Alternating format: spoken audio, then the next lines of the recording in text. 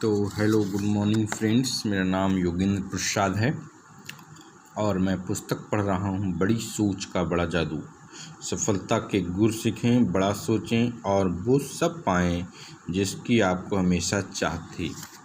तो इसमें बहाना साइंटिस्ट के राय है कि लाखों करोड़ों लोग सेहत के बहाना साइटिस से पीड़ित रहते हैं, परंतु क्या ज़्यादातर मामलों में सिर्फ बहाना नहीं होता? जरा एक पल के लिए सोचें कि बेहद सफल लोग भी अपनी सेहत का रोना रो सकते हैं,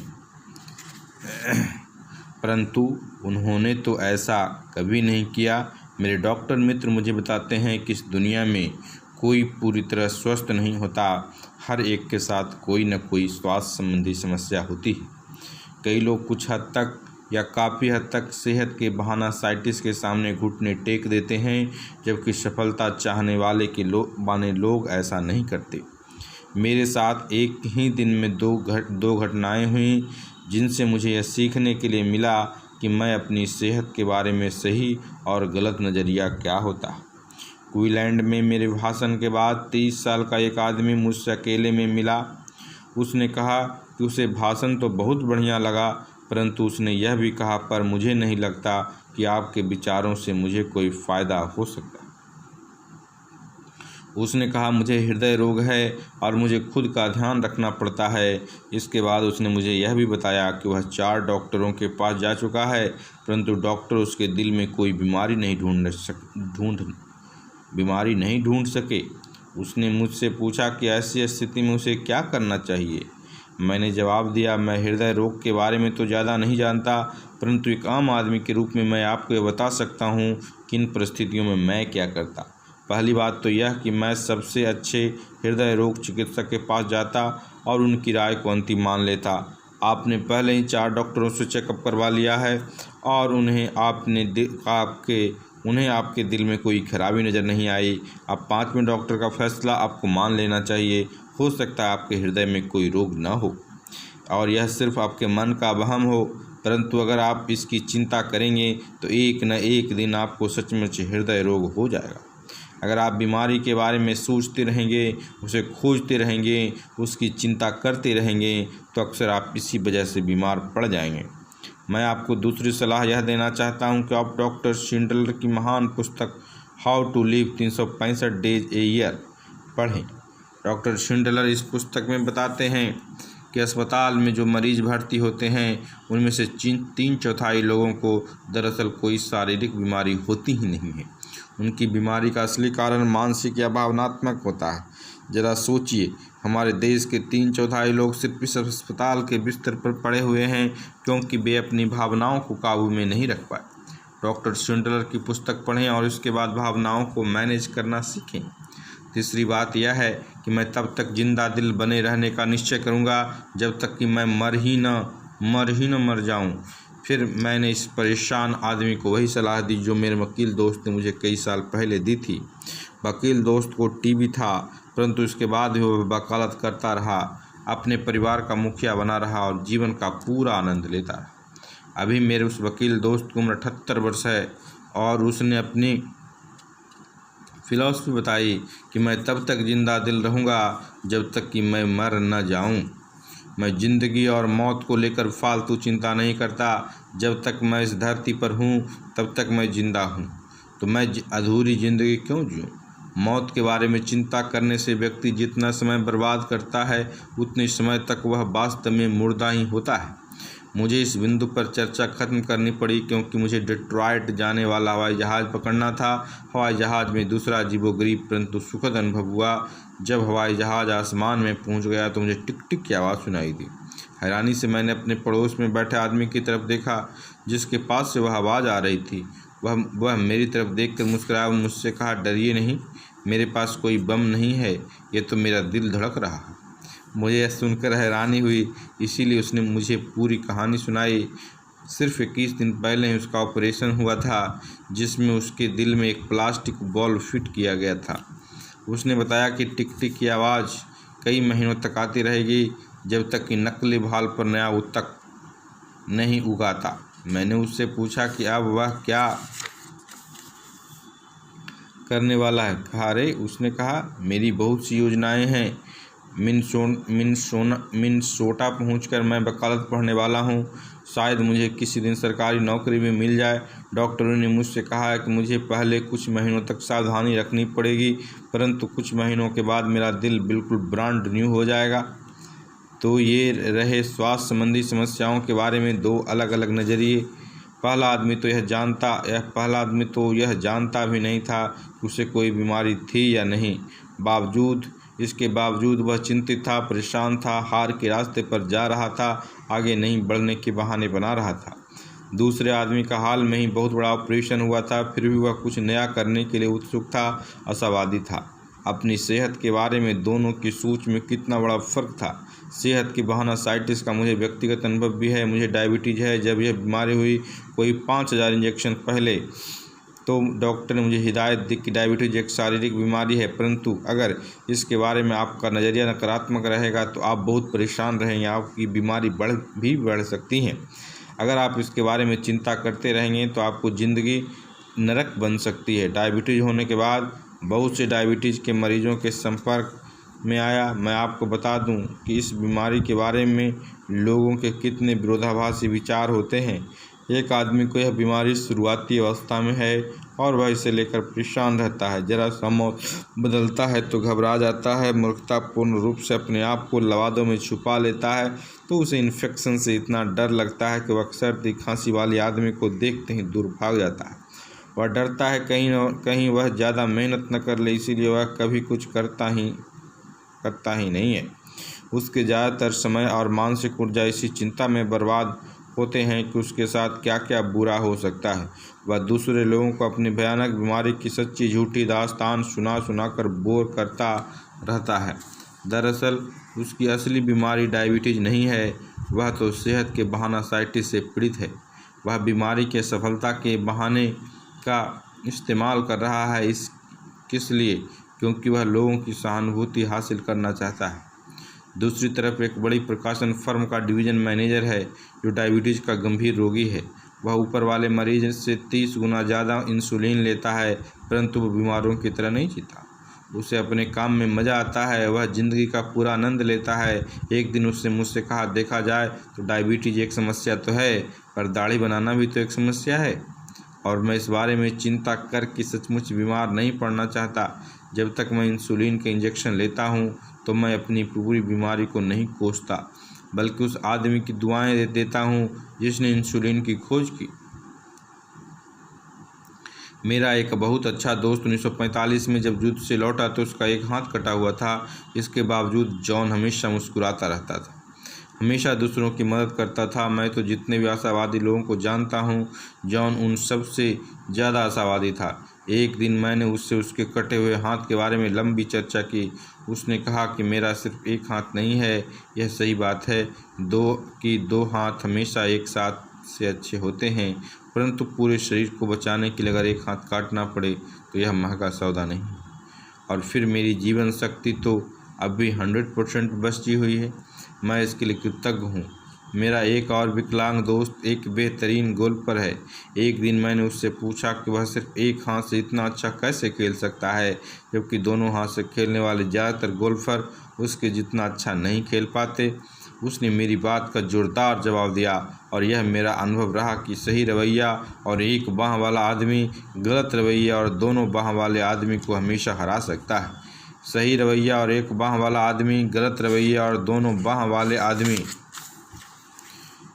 को हमेशा हरा सकता है। इस बारे में कुछ देर सोचें। यह न सिर्फ गोल्फ के मैदान पर सच है, बल्कि यह जिंदगी के हर क्षेत्र में सच है। सेहत के बहाना साइटिस से बचने के 4 तरीके। सेहत से बहाना साइटिस से बचाव के सर्वश्रेष्ठ वैक्सीन के 4 डोज हैं।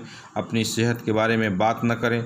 आप किसी बीमारी के बारे में जितनी ज़्यादा बात करेंगे, चाहे वह साधारण सी सर्दी ही क्यों न हो, वह बीमारी उतनी ही बिगड़ती जाएगी। बुरी सेहत के बारे में बात करना कीटों को खाद पानी देने की तरह है। इसके अलावा अपनी सेहत के बारे में बात करते रहना एक बुरी आदत है। इससे लोग बोर हो जाते हैं। इससे आपको आत्म केंद्रित और बुढ़िया की तरह बातें करने वाला समझा जा सकता है। सफलता की चाह रखने वाला आदमी अपनी बुरी सेहत के बारे में चिंता नहीं करता। अपनी बीमारी का रोना रोने से आपको थोड़ी सहानुभूति तो मिल सकती है, और मैं शक्ति पर जोर देना चाहूँगा, परंतु जो आदमी हमेशा शिकायत करता रहता है उसे कभी किसी का सम्मान, आदर और वफादारी नहीं मिल सकते। अपनी सेहत के बारे में फालतू की चिंता करना छोड़ दें। डॉक्टर वाल्टर अल्वरेज विश्व प्रसिद्ध मायो क्लिनिक में एमरेटिक्स कंसल्टेंट हैं। उन्हें हाल में लिखा है, मैं हमेशा फिजूल की चिंता करने वाले लोगों को ऐसा न करने की सलाह देता हूं। उदाहरण के तौर पर मैंने एक आदमी को देखा जिसे इस बात का पूरा विश्वास था कि उसका गॉल ब्लैडर खराब है। हालांकि 8 बार अलग अलग क्लिनिक में एक्सरे कराने पर भी उसका गॉल ब्लैडर पूरी तरह सही दिख रहा था, और डॉक्टरों का कहना था यह सिर्फ उसके मन का वहम है और दरअसल उसे कोई बीमारी नहीं है। मैंने उससे विनती की कि अब तो वह मेहरबानी करके अपने गॉल ब्लैडर का एक्सरे करवाना छोड़ दे। मैंने सेहत का ज़रूरत से ज़्यादा ध्यान रखने वाले सैकड़ों लोगों को बार बार जबरन ECG कराते देखा है, और उनसे भी यही विनती की भी कि अपनी बीमारी के बारे में फालतू की चिंता करना छोड़ दें। आपकी सेहत जैसी हो, आपको उसके लिए कृतज्ञ होना चाहिए। एक पुरानी कहावत है, मैं अपने फटे हुए जूते को लेकर दुखी हो रहा था, परंतु जब मैंने बिना पैर वाले आदमी को देखा तो मुझे ऊपर वाले से शिकायत नहीं रही। इसके बजाय मैं कृतज्ञ हो चला। इस बात पर शिकायत करने की बजाय कि आपकी सेहत में क्या अच्छा नहीं है, आपको इस बारे में खुश और कृतज्ञ होना चाहिए कि आपकी सेहत में क्या अच्छा है। अगर आप कृतज्ञ होंगे तो आप कई असली बीमारियों से बचे रहेंगे। अपने आप को यह अक्सर याद दिलाएं कि जंग लगने से बेहतर है घिस जाना। आपको जीवन मिला है आनंद लेने के लिए, इसे बर्बाद न करें। ज़िंदगी जीने के बजाय अगर आप चिंता करते रहेंगे तो आप जल्द ही किसी अस्पताल में भर्ती नजर आएंगे। दूसरा, परंतु मेरे पास सफल लोगों जितनी बुद्धि नहीं है। बुद्धि का बहाना साइटिस या मेरे पास उतनी बुद्धि नहीं है बहुत लोकप्रिय बहाना है। वास्तव में यह उतना आम है कि यह हमारे आसपास के तकरीबन 95% लोगों में किसी न किसी रूप में मौजूद रहता है। बहाना साइटिस के बाकी रूपों में तो व्यक्ति बढ़ चढ़कर बातें करता है, परंतु इस किस्म के बहाना साइटिस यानी बुद्धि के बहाना साइटिस में व्यक्ति चुपचाप दुखी होता रहता है। ज़्यादातर लोग दूसरों के सामने यह मानने को तैयार नहीं होते कि उनमें पर्याप्त बुद्धि या समझ नहीं है, परंतु वे अंदर से यह बात महसूस करते हैं कि जब बुद्धि की बात आती है तो हमसे ज़्यादातर लोग 2 तरह की मूलभूत गलतियां करते हैं। हम अपनी बुद्धि को कम आंकते हैं, हम दूसरे व्यक्ति की बुद्धि को ज़्यादा आंकते हैं। इन गलतियों के कारण लोग काफ़ी नुकसान में रहते हैं। वे चुनौतीपूर्ण स्थितियों का सामना करने में असफल रहते हैं क्योंकि उनमें बुद्धि की ज़रूरत होती है, परंतु तभी वहाँ एक ऐसा व्यक्ति आता है जो बुद्धि के बारे में ज़रा भी विचार नहीं करता और उसे वह काम मिल जाता है। दरअसल महत्व इस बात का नहीं है कि आप में कितनी बुद्धि है, बल्कि इस बात का है कि जो आपके पास है आप उसका किस तरह उपयोग करते हैं। आपकी बुद्धि की मात्रा से ज़्यादा महत्वपूर्ण है वह चिंतन या नज़रिया जो आपको बुद्धि की दिशा दिखा रहा है। मुझे इस बात को दोहराने दें क्योंकि यह बहुत ही महत्वपूर्ण है। आपकी बुद्धि की मात्रा ज़्यादा महत्वपूर्ण है वह चिंतन या वह नज़रिया जो आपकी बुद्धि की दिशा दिखा रहा है। देश के मशहूर डॉक्टर एडवर्ड टेलर ने एक बार किसी ने सवाल पूछा कि क्या कोई भी बच्चा वैज्ञानिक बन सकता है। टेलर ने जवाब दिया, वैज्ञानिक बनने के लिए तूफ़ानी दिमाग की ज़रूरत नहीं होती, न ही चमत्कारी याददाश्त की ज़रूरत होती है, न ही यह ज़रूरी है कि बच्चा स्कूल में बहुत अच्छे नंबरों से पास हो। वैज्ञानिक बनने के लिए केवल यह ज़रूरी है कि बच्चों को विज्ञान में काफ़ी रुचि हो। उनकी रुचि जितनी ज़्यादा होगी वह उतना ही बड़ा वैज्ञानिक बन सकता है। तो रुचि या उत्साह विज्ञान भी महत्वपूर्ण होते हैं। अगर 100 IQ वाले किसी व्यक्ति का रवैया सकारात्मक, आशावादी और सहयोगात्मक है तो वह उस व्यक्ति से ज़्यादा पैसा, सफलता और सम्मान हासिल करेगा जिसका IQ तो 120 है परंतु उसका रवैया नकारात्मक, निराशावादी और असहयोगात्मक है। किसी काम में जुटे रहिए तब तक जब तक कि वह पूरा न हो जाए, यही असली पते की बात है। आलसी बुद्धि किस काम की। अक्सर जुटे रहने वाले व्यक्ति उस बुद्धिमान और प्रतिभाशाली व्यक्ति से ज़्यादा सफल होता है जो कोई काम पूरा नहीं करता। जुटे रहने की क्षमता ही योग्यता का 95% हिस्सा है। पिछले साल में मैंने अपने कॉलेज के एक पुराने दोस्त चक से 10 साल बाद मिला। चक बहुत ही प्रतिभाशाली छात्र था और उसने ऑनर्स के साथ ग्रेजुएशन किया था। जब मैं आखिरी बार मिला तो उसका लक्ष्य था पश्चिमी नेब्रास्का में अपना बिजनेस खड़ा करना। मैंने चक से पूछा कि आखिरकार उसने किस तरह का बिजनेस खड़ा किया है। उसका जवाब था कि मैं कोई बिजनेस खड़ा नहीं कर पाया। 5 साल पहले मैं तुम्हें यह नहीं बताता कि 1 साल पहले भी नहीं, परंतु अब मैं इस बारे में बात करने के लिए तैयार हूँ। अब तक मैं अपने कॉलेज के दिनों की याद करता हूँ। मुझे यह महसूस होता है कि मैं हर योजना की खामियां ढूंढने में माहिर हूँ। मैं यह बता सकता हूँ कि कोई बिजनेस क्यों चौपट हो जाएगा, कोई योजना क्यों असफल हो जाएगी, राह में कितनी मुश्किलें आएंगी। आपके पास बहुत सारी पूंजी होनी चाहिए। सुनिश्चित कर लें कि बिजनेस साइकिल सही हो। जो सामान हम बनाएंगे क्या उसकी बहुत मांग है, क्या स्थानीय उद्योग स्थिर और स्थायी है, और इसी तरह के 1000 सवाल जिनके जवाब ढूंढे बिना कोई बिजनेस शुरू करना खतरनाक हो सकता था।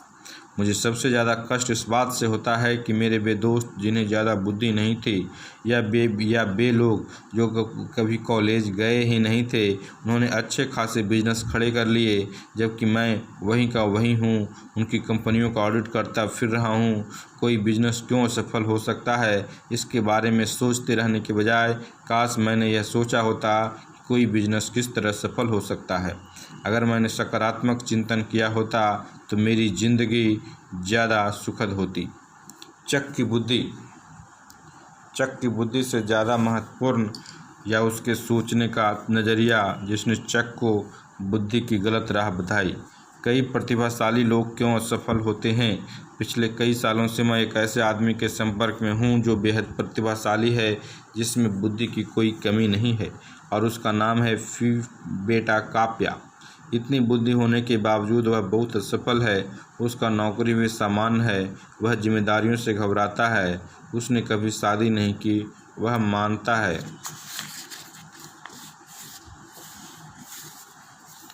मानता है कि ज़्यादातर शादियों का अंत तलाक में होता है।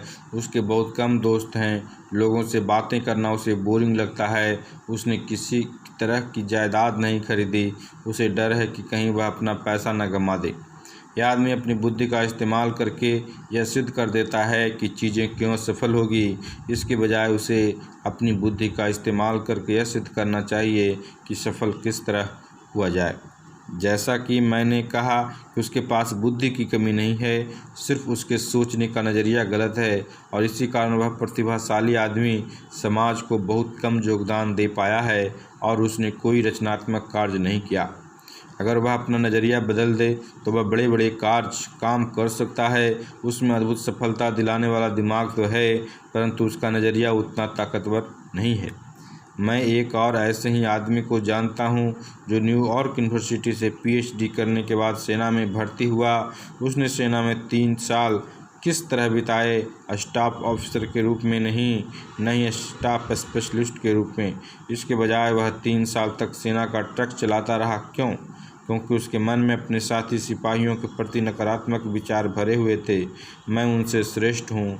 सेना के नियम कायदों से वह चिढ़ता था। सारे नियम बकवास और मूर्खतापूर्ण हैं। अनुशासन को वह पसंद, यानी हर चीज़ के बारे में उसका नज़रिया नकारात्मक था, जिसमें वह खुद भी शामिल था। मैं कैसा मूर्ख था जो इस झमेले में आ फंसा। अब यहाँ बाहर निकलने का कोई रास्ता नहीं ढूंढ पा रहा हूँ। ऐसे आदमी का आदर कौन करता जिसका सारा ज्ञान उसके दिमाग के गोदाम में भरा रहा और वहीं दफन होकर रह गया। उसके नकारात्मक विचारों ने उसे निठल्ला बना दिया। याद रखें, आपकी बुद्धि की मात्रा से ज़्यादा महत्वपूर्ण है वह चिंतन या नज़रिया जो आपकी बुद्धि की दिशा को दिखा रहा है। PhD की डिग्री भी इस मूलभूत सफलता के सिद्धांत के सामने हार जाती हैं। कई साल पहले मैं अपने करीबी दोस्त फिल के ऑफिस में बैठा हुआ था। फिल एक एडवर्टाइजिंग एजेंसी में ऑफिसर था। फिल अपनी एजेंसी के मार्केटिंग रिसर्च का निवेशक था और उसका काम जोरदार चल रहा था। क्या फिल बहुत दिमाग वाला था? बिल्कुल नहीं। फिल को रिसर्च तकनीक का जरा भी ज्ञान नहीं था। उसे सांख्यिकी की बिल्कुल समझ नहीं थी। वह कॉलेज ग्रेजुएट भी नहीं था। हालांकि उसके सभी मातहत कर्मचारी कॉलेज ग्रेजुएट थे। फिल यह दावा भी नहीं करता था कि उसे रिसर्च के तकनीक पहलू का ज्ञान है। तो फिर फिल में ऐसी क्या बात थी? उसे साल भर में $30,000 मिलते थे, जबकि उसके मातहतों को सिर्फ $10,000 ही मिलते थे। फिल इंसानों का इंजीनियर था। फिल 100% सकारात्मक था। जब लोगों का उत्साह ठंडा पड़ जाता था तो फिल उन्हें प्रेरित कर सकता था। फिल उत्साही था, वह उत्साह पैदा कर सकता था। फिल में लोगों की समझ थी, इसीलिए वह सचमुच जानता था कि उनसे कैसे काम लिया जा सकता है। और इससे भी बड़ी बात यह थी कि वह उन लोगों को पसंद करता था। कंपनी ने फिल को उन कर्मचारियों से 3 गुना ज़्यादा बहुमूल्य समझा जिनमें उनसे ज़्यादा IQ या दिमाग था। और निश्चित रूप से फिल में बुद्धि तो कम थी, परंतु उसने सोचने के तरीके या नज़रिए ने उसे कंपनी के लिए इतना मूल्यवान बना दिया था। कॉलेज में दाखिल होने वाले 100 में से सिर्फ 50% ही ग्रेजुएट हो जाएंगे। मैं यह जानकर हैरान हुआ। इसीलिए मैंने एक बड़ी यूनिवर्सिटी के डायरेक्टर ऑफ एडमिशन से इसका कारण पूछा। उसने कहा, इसका कारण कम बुद्धि नहीं है। अगर उनमें पर्याप्त योग्यता नहीं होती तो हम उन्हें दाखिला ही नहीं देते। और सवाल पैसे का भी नहीं है। आजकल जो भी अपने कॉलेज की फ़ीस के लिए काम करने को तैयार है, उसके लिए काम की कोई कमी नहीं है। असली कारण है नज़रिया या रवैया। आपको यह जानकर ताज्जुब होगा कि कितने सारे नौजवान इसलिए कॉलेज छोड़ देते हैं क्योंकि उनके प्रोफेसर पसंद नहीं होते, या उन्हें अपने विषय में मज़ा नहीं आता, या उन्हें पसंदीदा साथी नहीं मिलते। नकारात्मक नज़रिए के कारण कई जूनियर एग्जीक्यूटिव ऊंचे पदों पर नहीं पहुंच पाते। ऐसे हजारों युवा एग्जीक्यूटिव हैं जिनमें पर्याप्त बुद्धि तो है, परंतु उनका रवैया नकारात्मक, चिड़चिड़ा, निराशावादी और अपमानजनक है। जैसा एक एग्जीक्यूटिव ने मुझे बताया कि ऐसा दुर्लभ ही है कि हम किसी युवा ऑफिसर को दिमाग या बुद्धि की कमी के कारण प्रमोशन नहीं देते। लगभग हमेशा इसका कारण होता है उसका रवैया या नज़रिया। मुझे एक बीमा कंपनी ने रिसर्च करने को कहा। वे यह जानना चाहते थे कि उनके चोटी के 25% एजेंट 75% बीमा करने में सफल क्यों हो रहे हैं, जबकि सबसे नीचे के 25% एजेंट कुल बीमे का सिर्फ 5% ही क्यों कर पा रहे हैं। इसका कारण क्या था? हजारों फाइलों को गौर से देखा गया। इस रिसर्च में एक बात उभर कर आई कि सबसे चोटी के और सबसे निचले एजेंटों की बुद्धि में कोई खास अंतर नहीं था। उनकी सफलता में अंतर का कारण उनकी शिक्षा का अंतर भी नहीं था। बेहद सफल और बहुत असफल लोगों में जो सबसे बड़ा अंतर पाया गया था वह था उनके रवैये और नज़रिए का। चोटी के बीमा एजेंट चिंता कम करते थे, ज़्यादा उत्साही थे, लोगों को सचमुच पसंद करते थे। हम अपनी बुद्धि की मात्रा को तो बदल नहीं सकते, परंतु हम उस तरीके को तो हम बदल ही सकते हैं जिससे हम अपनी बुद्धि का इस्तेमाल करते हैं। ज्ञान ही शक्ति है, अगर आप इसका रचनात्मक प्रयोग करें। बुद्धि के बहानासाइटी से जुड़ी हुई एक गलत धारणा यह है कि ज्ञान ही शक्ति है, परंतु यह बात पूरी तरह सही नहीं है। यह केवल आधे सही है। ज्ञान केवल संभावित शक्ति है। ज्ञान शक्ति तभी बनता है जब इसका उपयोग किया जाता है, और सिर्फ तभी जब यह उपयोग सकारात्मक या रचनात्मक हो। एक बार महान वैज्ञानिक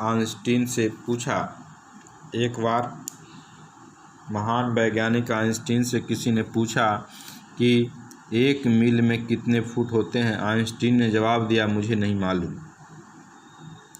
मैं अपने दिमाग में ऐसी जानकारी क्यों भरूं जो किसी भी किताब से 2 मिनट में हासिल कर सकता हूं। आइंस्टीन ने हमें एक बड़ा सबक सिखाया। उसका मानना था कि हमें अपने दिमाग को तथ्यों या जानकारी का गोदाम बनाने से बचना चाहिए। इसके बजाय यह ज़्यादा महत्वपूर्ण था कि हम अपने दिमाग से सही तरीके से सोचें। एक बार हेनरी फोर्ड ने शिकागो ट्रिब्यून पर मानहानि का मुकदमा ठोक दिया। इसका कारण था उस अखबार ने फोर्ड को अज्ञानी कह दिया था। फोर्ड ने उनसे यह सिद्ध करने को कहा। ट्रिब्यून ने फोर्ड से दर्जनों सवाल पूछे, जैसे बेनेडिक्ट अर्नोल्ड कौन था, क्रांति का युद्ध कब लड़ा गया था, इत्यादि। और फोर्ड ज़्यादातर सवालों का जवाब नहीं दे पाए क्योंकि उनकी औपचारिक शिक्षा कम हुई थी। आखिरकार फोर्ड काफ़ी परेशान होकर गुस्से से बोले, मैं इन सवालों के जवाब तो नहीं जानता, परंतु मैं 5 मिनट में ऐसे आदमी को ढूंढ सकता हूं जो इन सारे सवालों का जवाब जानता। हेनरी फोर्ड ने फालतू की जानकारी हासिल करने में कभी रुचि नहीं ली और उन्हें वह बात मालूम थी जो हर सफल एग्जीक्यूटिव जानता है, दिमाग को तथ्यों का गैरेज मत बनाओ, यह जानकारी रखो और जानकारी कहीं से हासिल हो सकती है। तथ्यों के आदमी का मोल क्या है। मैंने एक दोस्त के साथ एक बहुत रोचक शाम गुजारी। मेरा दोस्त एक नई परंतु तेज़ी से बढ़ रही कंपनी का प्रेसिडेंट है। टीवी पर एक लोकप्रिय क्विज कार्यक्रम आ रहा था जिस आदमी से सवाल पूछे जा रहे थे वह पिछला कुछ सप्ताहों से लगातार आ रहा था। वह सभी तरह के सवालों के जवाब दे सकता था, चाहे उनमें से कुछ सवाल कितने ही मूर्खतापूर्ण क्यों न हो।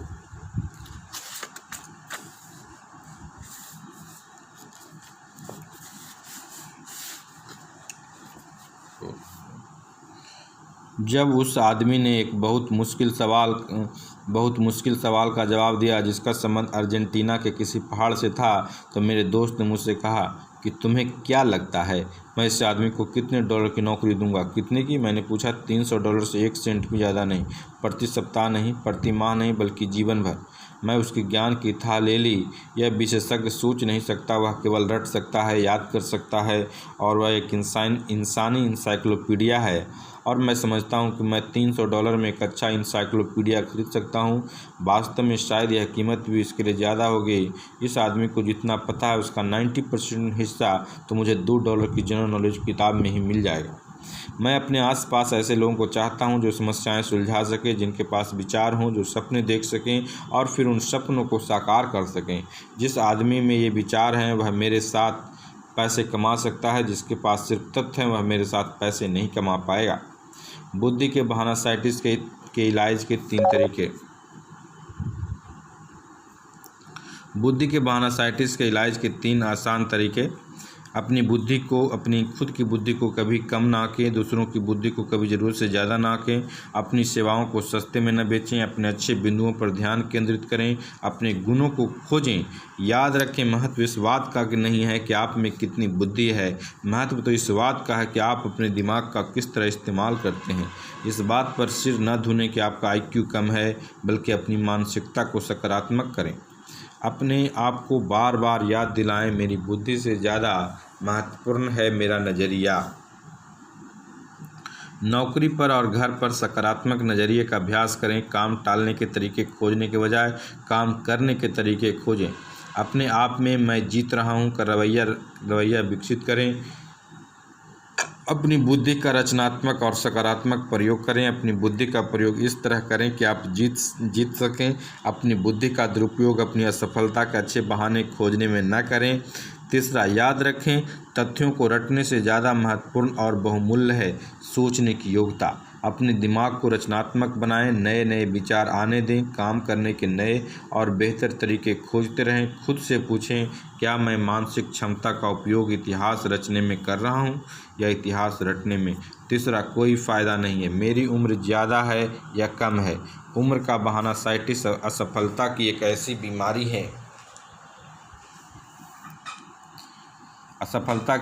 बीमारी है जिसमें दोष उम्र के मत्थे मढ़ दिया जाता है। इसके 2 आसानी से पहचाने वाले रूप हैं। मेरी उम्र ज़्यादा है का रूप है मेरी उम्र अभी बहुत कम है का ब्रांड। आपने हर उम्र के सैकड़ों लोगों को अपनी सफलताओं के बारे में इस तरह की बातें करते सुना होगा। इस काम में सफल होने के लिए मेरी उम्र बहुत ज़्यादा या बहुत कम है। अपनी उम्र के कारण ही वह नहीं कर सकता जो मैं करना चाहता हूँ या जो करने में मैं सक्षम हूँ। यह आश्चर्यजनक है, परंतु बहुत कम लोग ऐसा महसूस करते हैं कि उनकी उम्र किसी काम के लिए बिल्कुल सही है। इस बहाने ने हजारों लोगों को अपने सच्चे अवसर के दरवाजे बंद कर दिए हैं। वे सोचते हैं कि उनकी उम्र ही गलत है, इसीलिए वे कोशिश करने की जहमत भी नहीं उठाते। उम्र के बहानासाइटिस का सबसे लोकप्रिय रूप है मेरी उम्र ज़्यादा है। यह बहुत सूक्ष्म तरीके से फैलाई जाती है। टीवी के सीरियल में दिखाया जाता है कि जब कंपनी के विलय के कारण किसी एग्जीक्यूटिव की नौकरी छूट जाती है तो वह बेरोजगार हो जाता है। उसे कहीं भी नौकरी नहीं मिल पाती क्योंकि उसकी उम्र ज़्यादा हो चुकी। हैं। मिस्टर एग्जीक्यूटिव महीनों तक नौकरी की तलाश करते हैं, परंतु उन्हें नौकरी नहीं मिलती और इस दौरान वे कुछ समय तक आत्महत्या के विकल्प पर विचार करते हैं और अंत में इस निष्कर्ष पर पहुंचते हैं कि वे अब खुद को रिटायर समझ लेने में समझदारी है। 40 के बाद आपकी ज़िंदगी में मुश्किलें क्यों बढ़ जाती हैं? या इस विषय पर नाटकों और पत्रिकाओं के लेखों में लोकप्रिय हैं, इसीलिए नहीं क्योंकि इसमें सच्चे तथ्य हैं, बल्कि इसलिए क्योंकि बहाना ढूंढने वाले बहुत से लोग इसी तरह के नाटक देखना चाहते हैं और इसी तरह के लेख पढ़ना चाहते हैं। उम्र के बहाना साइटिस का इलाज क्या है? तो उम्र के बहाना साइटिस का इलाज किया जा सकता है। कुछ साल पहले मैंने एक सेल्स ट्रेनिंग का प्रोग्राम का संचालन किया था, तो मेरे एक अच्छे सीरम की खोज की जो इस बीमारी का इलाज तो करता ही था, साथ ही यह भी सुनिश्चित करता था कि यह बीमारी आपको कभी न हो। इस प्रोग्राम में सेसिल नाम का एक प्रशिक्षुत और 40 वर्षीय सेसिल निर्माता का जन प्रतिनिधि बनना चाहता था, परंतु सोचता था कि उसकी उम्र ज़्यादा हो चुकी है। उसने कहा कि मुझे शुरू से सब कुछ करना पड़ेगा और अब मैं ऐसा कैसे कर सकता हूँ? अब मैं 40 वर्ष का हो गया हूँ। मैंने ज़्यादा की उम्र की समस्या पर सेसिल के साथ कई बार बात की। मैंने पुरानी दवा का इस्तेमाल किया। आपकी उम्र उतनी ही होती है जितना आप समझते हैं, परंतु मैंने पाया कि उसका मर्ज इस दवा से ठीक नहीं हो रहा। ज़्यादातर लोग इसके जवाब में कहते हैं, परंतु मैं अपने आप को बूढ़ा समझता हूँ। अंततः मैंने एक ऐसा तरीका खोज लिया जो जादू की तरह काम कर गया। एक दिन सेसिल ने कहा, सेसिल मुझे यह बताओ कि किस आदमी की रचनात्मक उम्र कब शुरू होती है? उसने 1-2 सेकंड सोचने के बाद जवाब दिया, लगभग 20 साल की उम्र में। अच्छा, मैंने कहा, और अब मुझे यह बताओ कि किस आदमी की रचनात्मक उम्र कब खत्म होती है? सेसिल ने जवाब दिया, मुझे लगता है कि अगर वह तंदुरुस्त है और अपने आप काम को पसंद करता है तो कोई आदमी 70 साल की उम्र तक रचनात्मक कार्य कर सकता है। ठीक है, मैंने कहा, बहुत से लोग 70 साल के बाद भी बहुत से रचनात्मक कार्य करते हैं, परंतु मैं आपसे सहमत हो जाता हूं कि किसी आदमी के रचनात्मक कार्य करने की उम्र 20 से 70 साल के बीच होती है। इस दौरान उसके पास 50 साल यानी कि आधी सदी होती है। सेसिल ने कहा, आप अभी 40 साल के हैं और आपकी रचनात्मक ज़िंदगी कितनी खत्म हो चुकी है? 20 साल, उसने जवाब दिया। 20 साल, और आपकी रचनात्मक ज़िंदगी अभी कितनी बाकी है? 30 साल, उसने जवाब दिया। दूसरे शब्दों में सेसिल, आपने अभी आधा रास्ता भी तय नहीं किया है। आपने अभी अपने रचनात्मक वर्षों का सिर्फ 40% हिस्सा ही पूरा किया है। मैंने सेसिल की तरफ देखा और महसूस किया कि यह बात उसके दिल को छू गई। उसकी उम्र का बहाना साइटिस तत्काल दूर हो गया। सेसिल ने देखा कि उसके सामने अभी बहुत से अवसरपूर्ण वर्ष मौजूद हैं। अभी वह सोचता था कि मैं तो अब बूढ़ा हो चला हूँ, परंतु अब यह सोचने लगा है कि मैं अब भी युवा हूँ। सेसिल ने जब महसूस किया कि हमारी उम्र कितनी है, इस बात का कोई खास महत्व नहीं होता। दरअसल उम्र के बारे में हमारा नज़रिया भी हमारे लिए वरदान और शाप बन जाता है। उम्र के बहाना साइटिस का इलाज करने से आपके लिए अवसरों के बंद दरवाजे खुल जाएंगे, जिन पर इस बीमारी की वजह से ताला लगा हुआ था। मेरे एक रिश्तेदार ने अलग अलग तरह के काम करने में अपने कई साल बर्बाद किए, जैसे सेल्समैनशिप, अपना बिजनेस करना, बैंक में काम करना, परंतु वह यह तय नहीं कर पाया कि वह क्या करना चाहता था, उसे कौन सा काम पसंद था। आखिरकार वह इस नतीजे पर पहुंचा कि वह पादरी बनना चाहता था, परंतु जब उसने इस बारे में सोचा तो उसने पाया कि उसकी उम्र ज़्यादा हो चुकी है। अब वह 45 वर्ष का था, उसके 3 बच्चे थे, उसके पास पैसा भी ज़्यादा नहीं था, परंतु सौभाग्य से उसने अपनी पूरी ताकत जुटाई और खुद से कहा, चाहे मेरी उम्र 45 साल हो या 65 साल, मैं पादरी बनकर दिखाऊंगा। उसके पास आस्था का भंडार था और इसके सिवा कुछ नहीं था। उसने विस्कॉन्सिन में 5 वर्षीय धर्मशास्त्र प्रशिक्षण कार्यक्रम में अपना नाम लिखवा लिया। 5 साल बाद वह पादरी बन गया और इलिनॉय के चर्च में अपने लक्ष्य को हासिल करने में कामयाब हुआ। बूढ़ा? बिल्कुल नहीं, अभी तो उसके सामने 20 वर्ष की रचनात्मक ज़िंदगी बाकी थी और मैं इस आदमी से हाल में ही मिला था। उसने मुझे बताया कि अगर मैंने 45 वर्ष की उम्र में इतना बड़ा फैसला नहीं किया होता तो मेरी बाकी ज़िंदगी दुख भरी होती। जबकि अभी मैं अपने आप को उतना ही युवा समझता हूँ जितना कि 25 वर्ष पहले था, और उसकी उम्र कम भी लग रही थी। जब आप उम्र के बहाना साइटिस को हरा देते हैं तो इसका स्वाभाविक परिणाम यह होता है कि आप में युवावस्था का स्वाद आ जाता है, आप अपना जुआ दिखने लगते हैं, और जब आप उम्र की सीमाओं के अपने डर को जीत लेते हैं तो आप अपनी ज़िंदगी में कुछ साल तो जोड़ ही लेते हैं, अपनी सफलता में कुछ साल जोड़ लेते हैं। यूनिवर्सिटी के मेरे एक पुराने सहयोगी ने मुझे इसका दिलचस्प तरीका बताया जिसमें उम्र के बहाना साइटिस को हराया जा सकता था। बिल ने हार्वर्ड से 30 के दशक में ग्रेजुएशन किया था और 24 साल तक स्टॉक ब्रोकर रहने के बाद बिल ने फैसला किया कि वह कॉलेज प्रोफेसर बनेगा। बिल ने दोस्ती ने उसे चेतावनी दी कि बहुत मेहनत का काम है और उसने उसे इस उम्र में उसे इतनी मेहनत नहीं होगी, परंतु बिल ने अपने लक्ष्य को हासिल करने का पक्का इरादा कर लिया और उसने 51 वर्ष की उम्र में यूनिवर्सिटी ऑफ इलिनॉय में दाखिला लिया और 55 वर्ष की उम्र में उसे डिग्री मिली। आज बिल एक बढ़िया आर्ट्स कॉलेज में डिपार्टमेंट ऑफ इकोनॉमिक्स का चेयरमैन है। वह सुखी भी है और मुस्कुराते हुए कहता है, अभी तो मेरी ज़िंदगी का 1/3 बेहतरीन साल बाकी है। ज़्यादा उम्र का बहाना असफलता देने वाली बीमारी है, इसे हराएं, वरना यह आपको हरा देगी। कोई आदमी ज़्यादा छोटा कब होता है? मेरी उम्र अभी बहुत कम है। अभी उम्र के बहाना साइटिस का एक ऐसा प्रकार है जिसमें कई लोगों का भविष्य चौपट कर दिया है। लगभग 1 साल पहले जेरी नाम का 23 वर्षीय युवक मेरे पास एक समस्या लेकर आया। जेरी सर्विस में एक पैराट्रूपर था और उसके बाद वह कॉलेज गया। कॉलेज जाते जाते भी जेरी ने अपनी पत्नी और बच्चों के खातिर एक बड़ी ट्रांसफ़र एंड स्टोरेज कंपनी के सेल्समैन का काम किया। उसने बहुत बेहतरीन काम किया, कॉलेज में भी और कंपनी में भी। परंतु आज जेरी चिंतित थी। डॉक्टर श्वार्ट्ज ने उसने कहा कि मेरी एक समस्या है। मेरी कंपनी ने मुझे सेल्स मैनेजर बनाने का फैसला किया है। इसमें 8 सेल्समैनों का सुपरवाइज़र बन जाऊंगा। मैंने कहा, बधाइयाँ, यह तो बहुत बढ़िया बात है। फिर तुम इतने परेशान क्यों दिख रहे हो? उसने जवाब दिया, मुझे जिन 8 लोगों का सुपरवाइज़र ने बनाया गया है वे सभी मुझसे 7 साल से लेकर 21 साल तक बड़े हैं। मुझे ऐसे में क्या करना चाहिए? क्या मैं यह काम ठीक से कर सकता हूँ? जेरी ने कहा। मैंने कहा, तुम्हारी कंपनी का जनरल मैनेजर तो यही समझता है कि तुम यह काम ठीक से कर पाओगे, वरना वह तुम्हें सुपरवाइज़र बनाता ही क्यों है? वह सिर्फ 3 बातें याद रखो और हर चीज़ ठीक हो जाएगी। पहली बात तो यह कि उम्र पर ध्यान ही मत दो। खेत में कोई बच्चा तभी माना जाता है जब वह साबित कर देता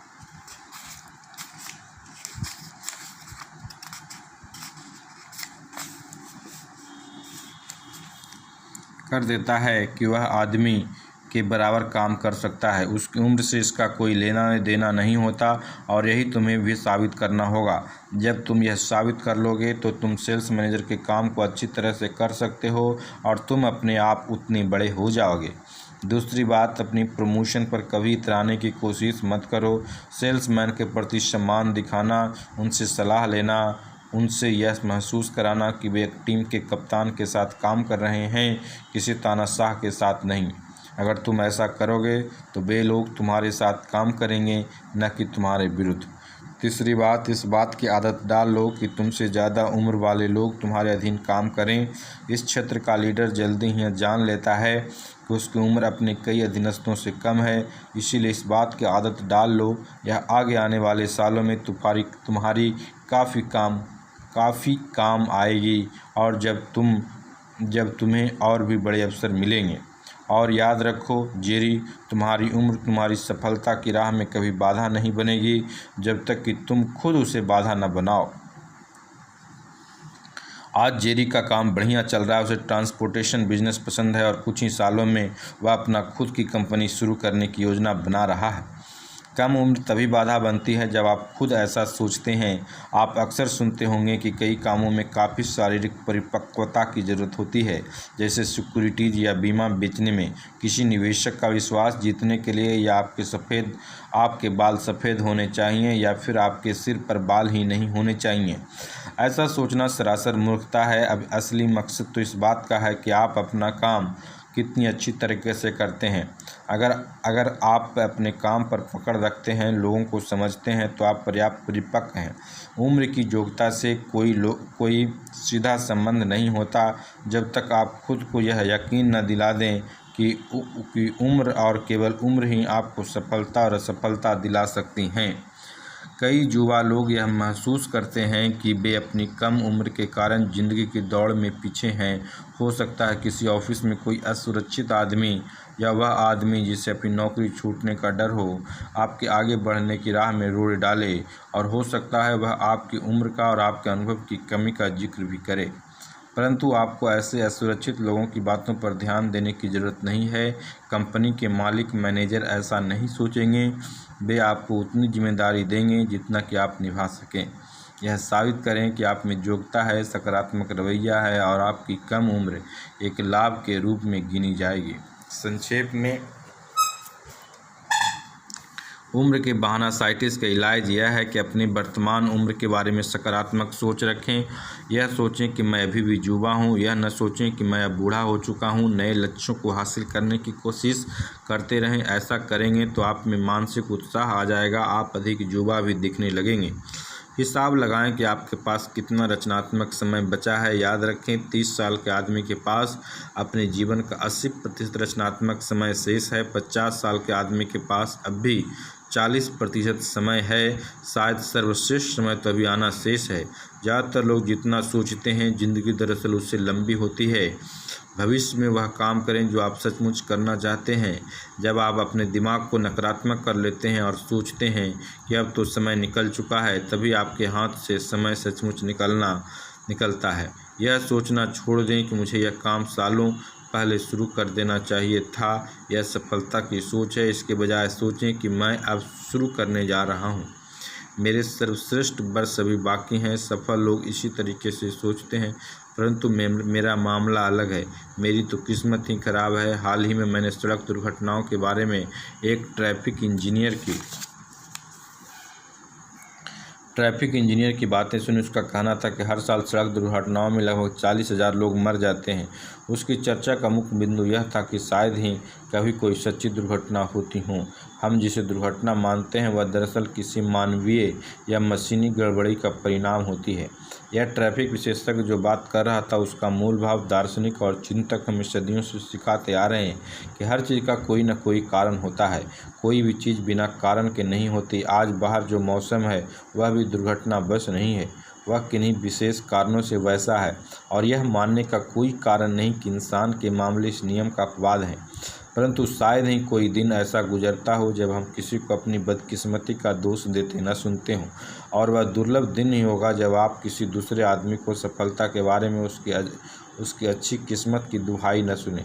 मैं आपको एक उदाहरण से समझाना चाहता हूं कि लोग किस तरह किस्मत के बहानासाइटिस से पीड़ित होते हैं।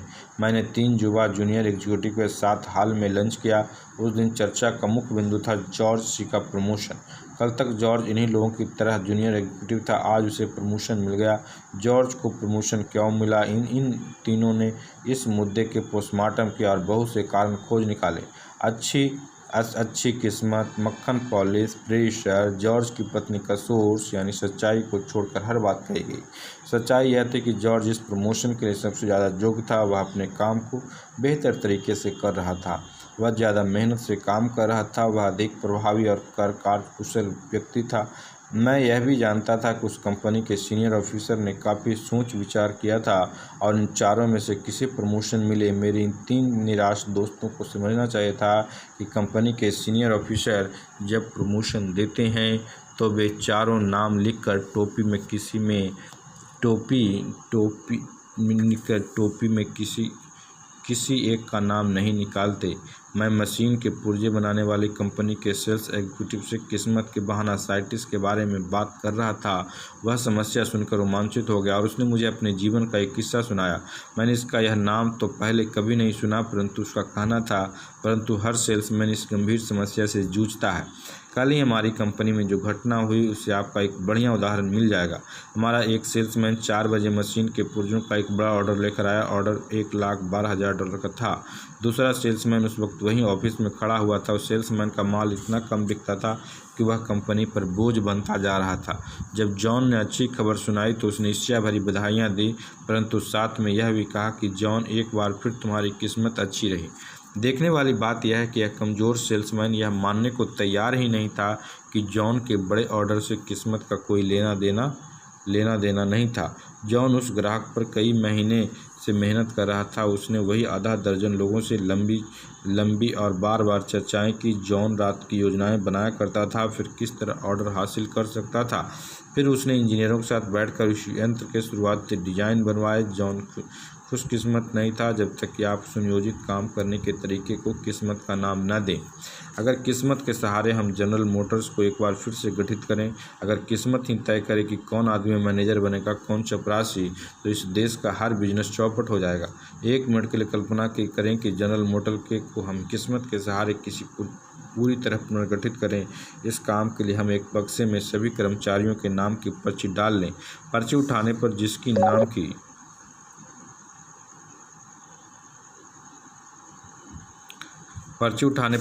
नाम की पहली पर्ची खुलेगी उसे हम प्रेसिडेंट बना देंगे। दूसरे नाम वाले को वाइस प्रेसिडेंट, और इसी क्रम में हम नीचे की तरफ आते जाएंगे। यह मूर्खतापूर्ण लगता है, नहीं क्या? परंतु किस्मत जब काम करती है तो इसी तरह से करती हैं। और जो लोग किसी व्यवसाय में चोटी पर पहुंचते हैं, चाहे वह बिजनेस मैनेजमेंट हो, सेल्समैनशिप हो, कानून, इंजीनियरिंग, अभिनय हो या कोई और क्षेत्र हो, वे इसलिए चोटी पर पहुंचते हैं क्योंकि उनका नज़रिया उत्कृष्ट होता है और वे साथ में कड़ी मेहनत भी करते हैं। किस्मत के बहाना साइंटिस्ट को दो तरीके से जीतें। कारण और परिणाम के नियम को स्वीकार करें। कारण और परिणाम के नियम को स्वीकार करें। जब आपको लगे कि कोई आदमी खुशकिस्मत है तो ज़रा गौर से सोचें। तब आपको यह दिखेगा कि जिसे आप पहली नज़र में अच्छी किस्मत समझते थे, दरअसल वह तैयारी, योजना और सफलता के नज़रिए का परिणाम है। इसी तरह किसी आदमी की बदकिस्मती को भी गौर से देखें, आपको उसके पीछे भी कुछ कारण मिलेंगे। मिस्टर सफल को जब झटका लगता है तो वे उससे कुछ सीखेंगे और इससे लाभ उठाते हैं, परंतु जब मिस्टर असफल हारते हैं तो वे अपनी असफलता से कुछ नहीं सीखते और बहाने बनाते रहते हैं। कभी भी दीवा स्वप्न न देखें। अपनी मानसिक ऊर्जा को ऐसे सपने देखने में जाया न करें जिससे बिना मेहनत सफलता हासिल की जा सकती हैं। हमें किस्मत के सहारे सफल नहीं हो सकते। सफलता उन चीज़ों को करने से आती हैं और उन सिद्धांतों में पारंगत होने से मिलती है जो सफलता में सहायक होते हैं। प्रमोशन, जीत, जीवन की अच्छी चीज़ों में किस्मत का सहारा न लें। किस्मत से ये चीज़ें नहीं मिला करती। इसके बजाय आप अपने आप में ऐसे गुण विकसित करें कि आप सचमुच एक विजेता बन जाएं। तो okay, thanks, bye bye, Tata.